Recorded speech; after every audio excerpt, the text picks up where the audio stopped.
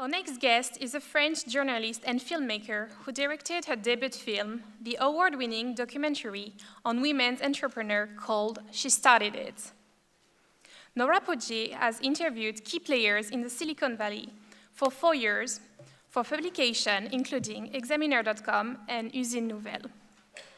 She previously worked at the French social network Viadio.com and award-winning production company Lucky Dragon Productions. Please welcome Nora Poggier.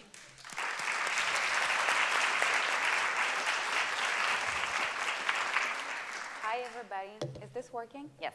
Hi. So yes, I am French, by the way. My name is Nora Poggier. I'm the director and producer of She Started It, a documentary on women tech entrepreneurs. And I moved to Silicon Valley about 8 years ago, born and raised in Paris. The accent will come out at some point. You'll hear it. And I had a turning point in my career, kind of an aha moment in 2013, which I'll tell the story about what happened.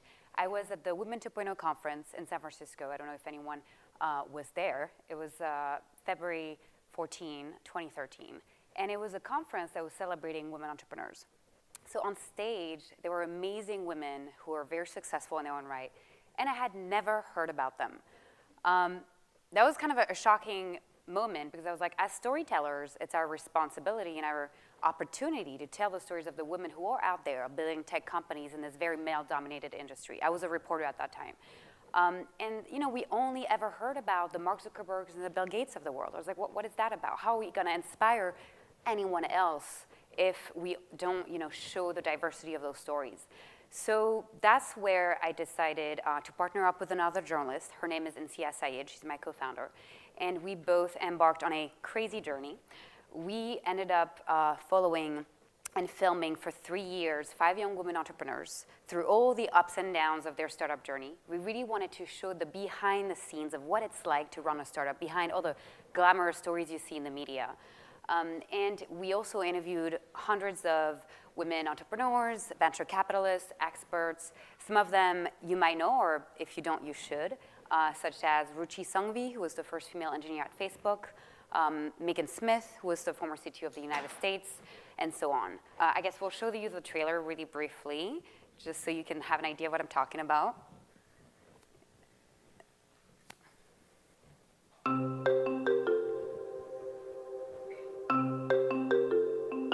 Around age 4, little boys and girls start kind of correlating careers with genders.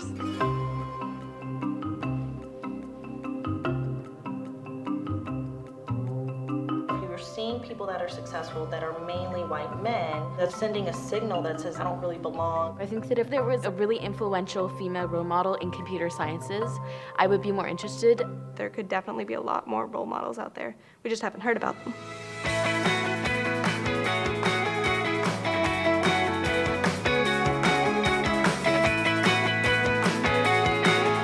Congratulations on being an 18-year-old with a startup. We want to collaborate globally. No one has done it before, including Google. If you're not hell-bent on fixing a problem for irrational reasons, you're probably going to give up. Un peu fatigant parce qu'on enchaîne les rendez-vous heure après heure. Some friends text me about, oh my gosh, I'm having this boy issue, and I'm like, oh my gosh, I'm having this investor issue. My name is Brienne Gafouri-Farr. I became the youngest college graduate to raise $1 million in funding. Je suis Agathe Molinard, donc CEO de lemoncurve.com. I talk to my friends and I'm like, I have a friend who's an entrepreneur, and they think it's cool. We both came to Silicon Valley to pursue a $1 million dream. We already make $1 million. What does it mean to change the world? I want to do something for a living. Yeah, I have a life. I have careers. I think for young girls in particular, the opportunity is phenomenal. Being an entrepreneur is one of the most exciting things in the world. The opportunity to take your vision and make it a reality.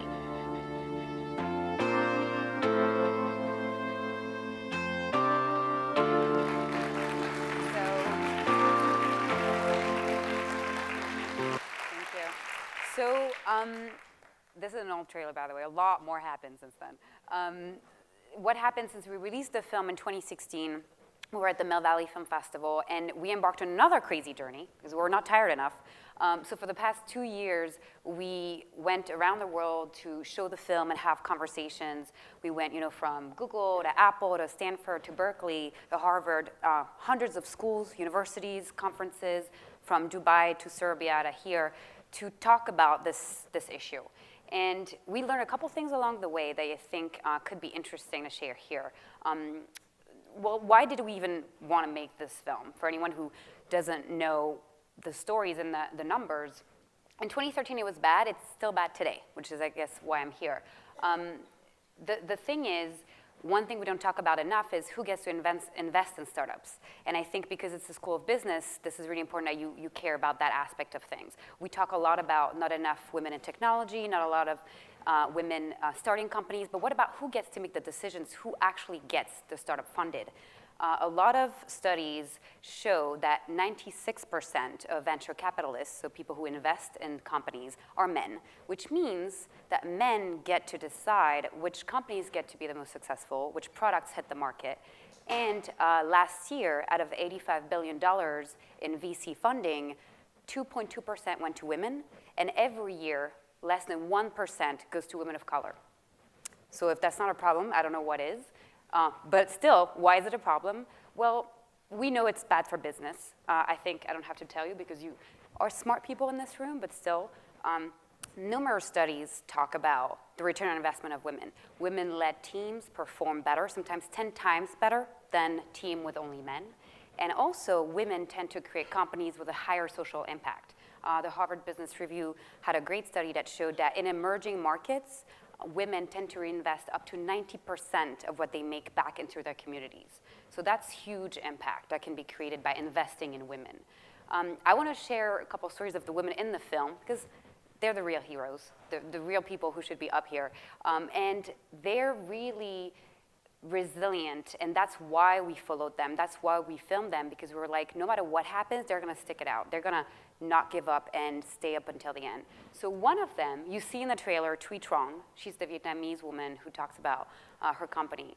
And she was 17 when she moved to America. She moved from Vietnam, and she had to support herself and her mom financially. But she decided not to give up on her studies. She went on to study computer science. And she was the first Vietnamese woman to be accepted into 500 Startups, which is one of the Silicon Valley incubators. And in the film, we show that when her first startup failed, she didn't give up. She went back to Vietnam, created a second company, which ironically ended up being acquired back in Silicon Valley. So when the film ends, she got that acquisition. Something else happened. In 2016, she got diagnosed with lung cancer, completely out of the blue.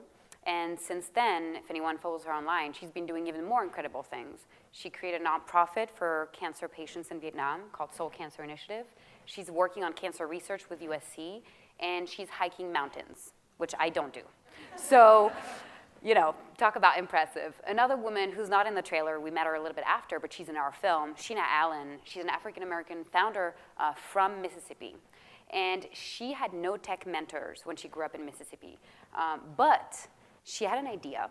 She ended up creating a portfolio of mobile applications which reached millions of downloads, even though she was literally doing that, by herself in Mississippi. And now she's creating a fintech company, which you should all look up, called Capway, which is helping bank the unbanked.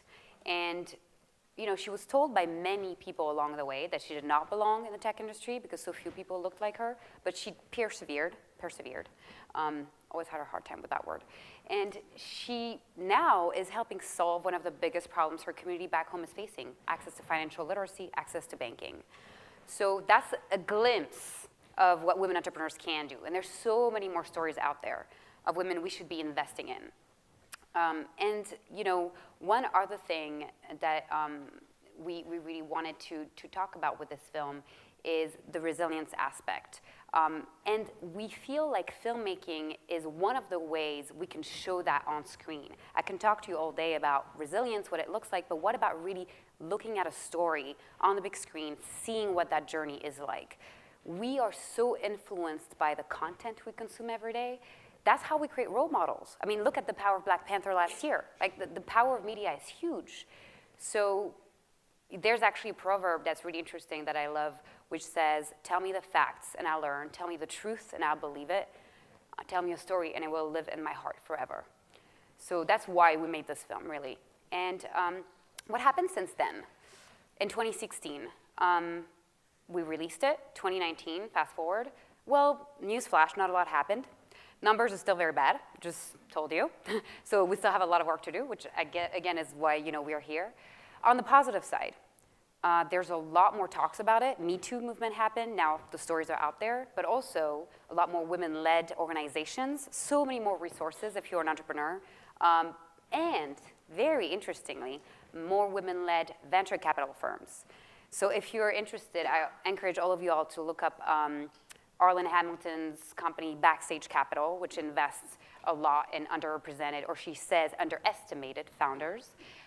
Also, allraise.org, which is based here in Silicon Valley. Basically, it's women in venture capital bending together to change the face of VC. And that's what I'm really interested in. Who actually gets to write the checks, And the other thing that's important is we made this film because we wanted women and girls to watch it and think, failure's not the end of the world. What matters is trying something you're passionate about, taking risks, not giving up, and just, you fall, you get back up. You heard all the amazing speakers before me. That's what it's all about, that resilience. And the truth is, studies show that girls tend to give up and drop out of math and science when they get a bad grade because they're taught that failure is something to be ashamed of. They're taught that if you get a bad grade, it's the end of the world. Society puts so much pressure on girls to be perfect. And that's where the problem starts because the boys don't. They keep going. So that's what the intent was with the film. Now, I have bigger goals. What I want you all to take away from this, I've actually now taken it one step further in my head since the film ended of, I'm kind of tired of this whole leaning in conversation. The film shows how much the women struggle to fit in, trying to pitch like the boys, trying to be like the guys, trying to be respected, trying to be paid attention to, trying to get the money. And we're so telling women all the time as a society, be more confident, do more this, be more that. What about, instead, we fix the broken system? What we need to do really, but still, be confident, it's great. What we need to do is to tackle the systemic structural barriers that keep women, and especially women of color, to get funding, to get money, to pursue careers in technology. We need to tackle that system. So I'm gonna leave you with that. We really want you to be active in that role. For the students in the room, I encourage you all to not give up, obviously, pursue your dreams. Everybody who has any kind of position of power, and all of you will have positions of power, invest in women. Go beyond the mentoring, hey, women are great, invest in them. Put your money where your mouth is. Promote women, hire women, give them the raise. Because, we're past playing nice, and I'm gonna quote Janelle Monáe, who I love, we mean business. Thank you so much.